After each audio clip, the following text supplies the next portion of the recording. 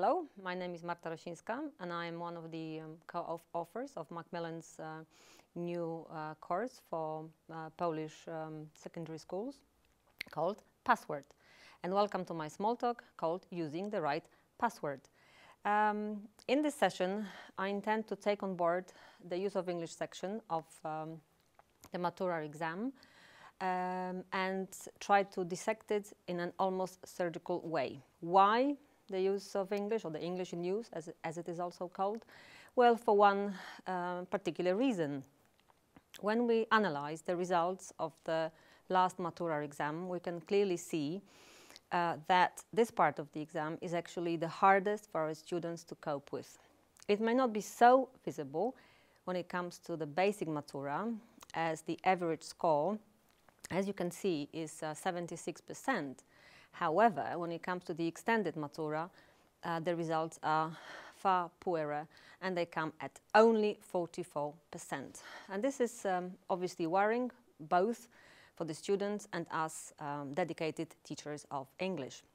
So, when I imagine this part of the exam, I imagine a lock.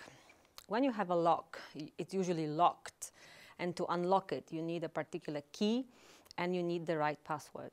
So in this session, I intend to concentrate on various keys to success. Sometimes the keys become too rusty and we need to change them, adapt them to the needs of our students and ourselves. So what are these keys, these passwords to success in this very part of the exam? So how to create a strong password is basically my rationale behind this small talk. So let's kick off and start thinking about it. Now, the first and fundamental problem that our students face, and the reason why they do so poorly in the use of English, is the whole idea of the complexity of the English language.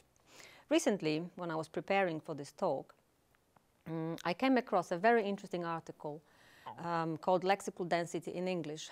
Not that I didn't know the information in the article, but I think it made it clearer to me why our students struggle so much with this part of the exam.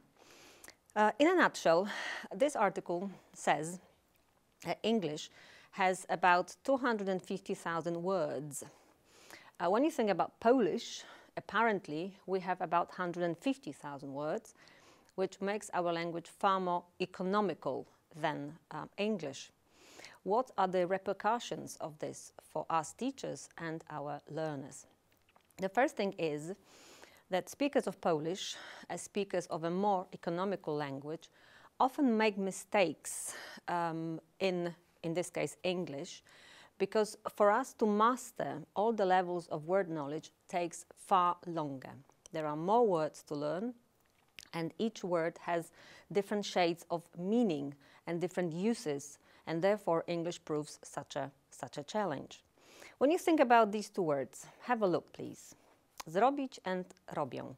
How many other ways of saying this do we have in English? Let's think about zrobić. It's not just make and do. It can, for example, be take, like take a step. When you think about robię, which is in this case a grammatical pattern, think about all possible ways in which this can be expressed in English. It's not just I do, it could be I'm doing, I will be doing, I have been doing, I had, etc. So this is a real problem for our learners in the exam to decide which part of, or which translation is the right one for the English expression in question here. This is well illustrated in this joke. The past, the present and the future walked into a bar and it was tense. English is both dense, full of vocabulary, and tense, which means that it causes a lot of problems to our students. Now, not long ago, this very useful document was published in which we learn from Centralna Komisja Egzaminacyjna about how we should proceed in our classes, what are the fundamental steps we need to take in order to make our students succeed in the exam even more. And this document actually I found very useful for a couple of reasons, and I want to share them with you. This document points out to the fact that the so-called podstawa programowa, which is a document that binds us as teachers, it tells us very clearly that we need to make sure that our students acquire more and more in terms of the so-called language awareness. Not that we haven't done this before, but I don't think this has been highlighted so much ever before in this document. It says that the more language awareness we have, the better we're going to do in the exam, because the exam is what exactly this wants to test, the language awareness of our students. This document also encourages teachers and students to compare both languages. In our case, this is English and Polish. It also wants us to look at the specifics of the given language, in our case, English. So how English is different from Polish. So not just the similarities, but also differences. And I find this very useful and a very good tool to move my students forward, to offer them this extra key, this extra password to success in the exam. Right.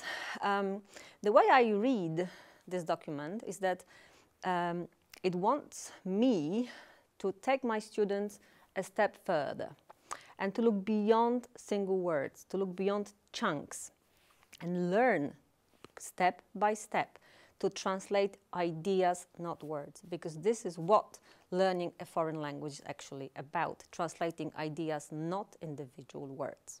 Now, if we use this particular approach, certainly this will make our students more precise and definitely more accurate. And when you look at the problems they have in the use of English section, you will see very clearly again that the problem is not that the students don't really know the words or the expressions, it is because that they don't use them accurately or precisely enough. And this is why they lose points. Again, maybe part of this is because they translate word for word rather than translate ideas. So what are these keys, these passwords to the lock called the use of English in the Matura exam? Right.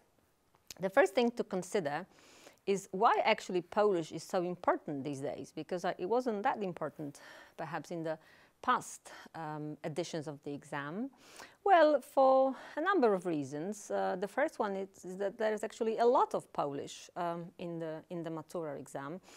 If you look at this example as such, you will see that this is a typical speaking task in the exam, where everything is actually written in Polish, which means that the student has to, the candidate has to translate a lot of ideas in his or her head in order to do this task very well, apart from obviously the interpretation of what he or she is meant to say.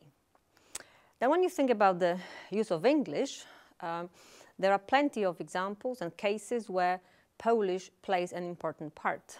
This is an example of a task, which I'm sure you're very familiar with, where students have to translate fragments of the language in brackets, as well as tasks at the basic Matura, where students have to match appropriate translations to the English equivalent. So there's plenty of Polish that we have to work on, probably at a greater scale.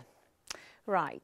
So what is this first password in the light of what I have just said above, before, this complexity of English? What is the first password, the first key to cope with such a problem?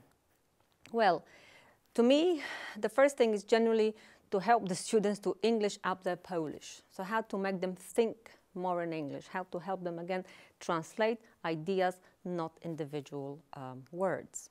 So how to work with English and work with Polish equally, judiciously, not for fun, but in a judicious way, to use it in a sensible, pedagogical way. So how can this comparing and contrasting be done? Bearing in mind one very important factor, that we are preparing students living in Poland, Polish students speaking Polish with particular problems in English. So when I wrote the book, me and my editor, we thought very carefully about what kind of language we should use for comparison. We don't want students to translate anything for the purpose of translating it. We want our students to focus on what causes problems to them. What are the typical Polish problems of Polish students. So when you see what we have done is that we want the students to translate sentences or expressions which are particularly difficult to our students, such as, in this case, the different meanings or the way the word like is used. You must say that this is also a problem for your students. This is why we pay particular attention to aspects of language such as this one. Another example that we have decided to include is working on words which cause problems to our students. Words which students often confuse simply because there are no equivalents in Polish of the English, complexity, such as in this case we have two words win and beat, which are often confused by Polish learners. Then we look at the typical mistakes that our students make, like, you know, classic example is a cook and a cooker, which I'm sure you have come across before. So we want to nail this down and help our students also to make fewer mistakes. We can't avoid mistakes, but help them make fewer and fewer as we go along. We also look at important aspect of English, which is when English was being created, there were two influences fighting over it. There was the Germanic influences and the Latinate influences. That's why our students have to, in a sense, study two different languages, the Germanic-based and the Latinate-based. When you think about this, think about words such as decorate and do up, for example. Which one is Germanic is obviously do up. Which one is Latinate is obviously decorate. So in a sense, the students have to study two different systems at the same time. We call them synonyms, but in fact, these are two different kinds of languages, formal versus informal. So in our book, when we think about this, we also want our students to look for these synonyms, for these Latinate and Germanic-based expressions. So you will find tasks where students have to find and decide whether sentences have the same meaning. Like in this example, we have to redecorate our flat and we have to do our flat up. Yeah, so you have to learn two different expressions at the same time. And this is very common in English. Phrasal verbs, as you know, are part and parcel of what our students have to learn. So the complexity is also strengthened by this aspect. And this is definitely what makes our students suffer, because they have to learn two different systems. So you will find plenty of activities and exercises in Password which focus the students' attention on what is typically difficult for our students. Have a look at example 4 in this task. Anna szykuje się for a party. Again, szykuje się is like robię that I mentioned about 5 minutes ago. How many times or how differently can you say this in English, szykuje się? It's very context sensitive. So we teach the students to look at the context and choose the appropriate grammatical form based on the context. Remember that Matura is very context sensitive. You have to teach our students how to pay attention to the context more and translate accordingly. Okay, so the first password was comparing and contrasting the two systems. The second part that I think we can quite easily introduce into our classes, the second password, the second key to success is all kinds of tasks focusing on translating. And again, translating in a judicious, sensible way, making sure that our students' skills get upgraded because what we do sensibly.